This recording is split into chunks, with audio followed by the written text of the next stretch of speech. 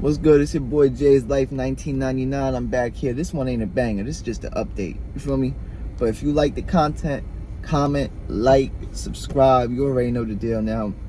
I just want to give y'all an update onto what I've been off of since my last video. Now, my last video, I know I promised all kinds of content. I promised all kinds of this, that, and the third. I ain't forget about y'all. I just been dealing with a lot of real life shit. Now, ain't no excuse. I mean, it ain't nothing to turn the camera on and to record myself and my conversation and, you know, what's been going on with me. Just I've been sidetracked quite a bit.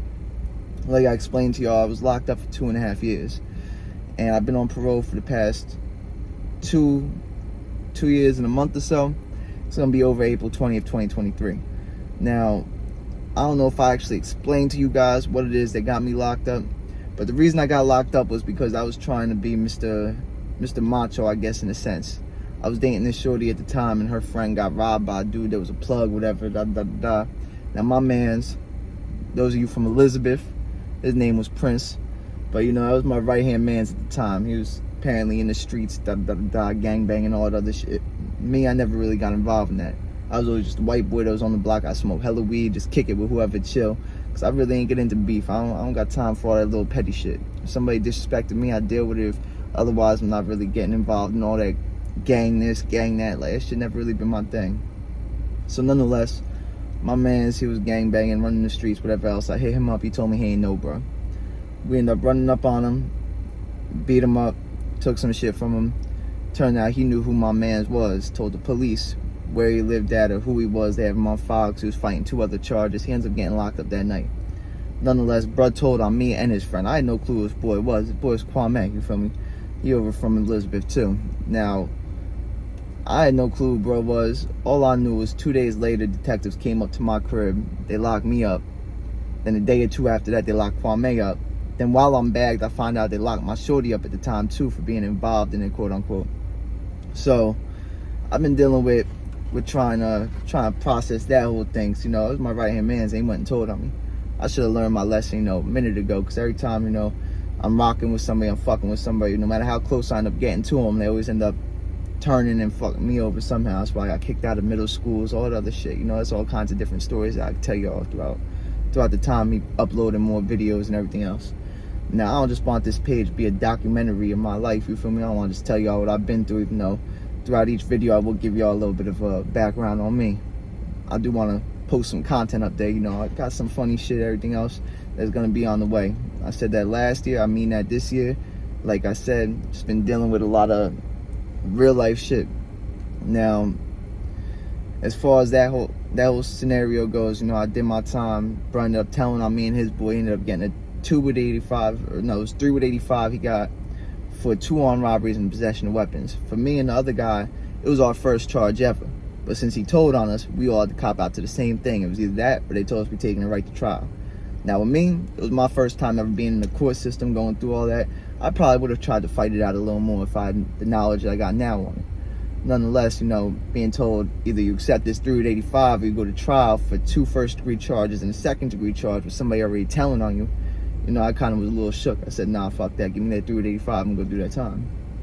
Now, if I had taken that, charges I was fighting was first-degree armed robbery, first-degree possession of weapon, and second-degree use of weapon for unlawful purpose.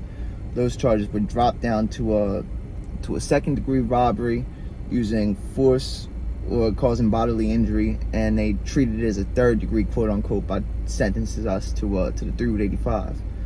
Now, as soon as I got downstate, you know, I ran into brother told on me, and I told the runner that was running in between the compounds, in between all the little housing units and shit. Told him what happened, what was up. He was like, oh, bro, you got the paperwork? At the time, I had the paperwork. I'm like, yeah, I got my paperwork. He was like, all right, word, so here's what we're going to do. He said, you going to tell bro what you want him to order you off commissary. I'm going to run it to you. And if he don't listen or if he try to screw you over, you going to give me that paperwork. I'm going to make copies of it, and I'm going to post it in every housing unit throughout the jail. So, bro ended up ordering me what it was that I told him to order. But the same day he got his commissary, somebody tried to rob his ass and got into a fight and went to lockup. Now, I did the rest of my time in Annandale. I went to school over there. I ended up going down to the camps after several months of being downstate. The camps is sort of like, for those of you that don't know what prison is, you know, the camps are like the right in between. 2 years before you're released, you get to go to a halfway house. Before you go to the halfway house, you have to go to the camps. In the camps, they let you go off the prison grounds in them orange suits that you see people on the highway cleaning shit up and all that. They let you go out and about in public and actually work. So I was there for a couple months. I worked at Greystone National Park. Before that, they had me rounding up chickens and shit in some chicken coop up at a farm down South Jersey. And from there, I ended up going to Talbot Hall. That building's tore down now. I didn't know that till I started going back and forth to Jersey City as of lately. And you see it's all just rubble. But that was an assessment center, they called it. And there you had to go through all kinds of treatment and programming. I lied to him when I first got locked up, told him I had a drug problem. I never did drugs. I smoked weed, that's it. But I told him I had a drug problem, so I tried to get drug court. That ended up backfiring on me. They made all kinds of treatment programs and shit like that. Then eventually from there, I went to a halfway house, which is called Harbor House over in Newark. And I started going to school through that place. I started at Essex County College. I had a 3.75 GPA after the second semester. Going into the third semester, COVID hit. And they ended up keeping everybody that was in the halfway house going to school in the building and told us that we couldn't access online work because it goes against the Department of Correction policy. So pretty much the GPA I worked for dropped down to 2 point something as all the classes I took. I took 6 classes in my third semester. All those classes were either incomplete or failed due to the fact that I couldn't get online and do the work. And my GPA dropped down. Since then, I haven't been back to college. I got my girl at the time pregnant while I was in the halfway house. That's how my daughter ended up coming to be. So as soon as I came home, I got a job. I started working, hustling, getting to the bag, whatever. And I just stopped fucking with people. Because my mans that told on me, like I said, I was my right-hand mans.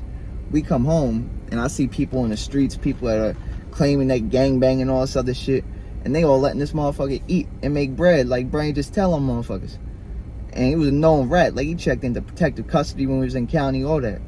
So you want to tell me that you guys all these thugs and shit like that, but you running around making bread with a rat? I just stayed to myself. I chopped all that street shit up. I stayed, like I said, got a job, worked my little 9 to 5.